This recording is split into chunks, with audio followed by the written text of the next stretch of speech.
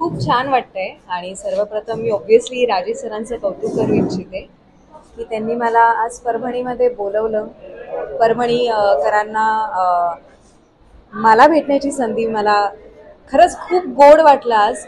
आणि ऑब्व्हियसली इकडे येऊन एक वेगळीच वाईब होती, सगळं पॉझिटिव्हिटी बघायला मिळाली. आयोजन खूप छान होतं, सगळी लोक खूप गोड आहेत, प्रेमळ आहेत आणि मला पुन्हा इकडे यायला आवडेल. राजकीय दहीहंडीला आले होते तुम्ही.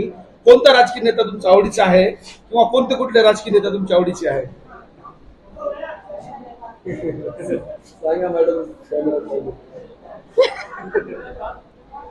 सध्या मी खूप लहान आहे याचं उत्तर द्यायला. मला असं वाटतं जे कोणी काम करत आहेत आणि ज्या स्तरावर आहेत ते प्रत्येक जण मेहनतच करून आहेत, त्यांच्याच प्रेमापोटी आम्ही येतो असं मला वाटतं ॲज अ कलाकार. त्यामुळे मी कोणा एकाचं नाव घेऊ नाही इच्छित. माझ्यासाठी सगळेच माझे आहेत आणि मी त्यांची. भविष्यात राजकारणात यायला आवडेल का तुम्हाला? येस, भविष्यात राजकारणात येणार.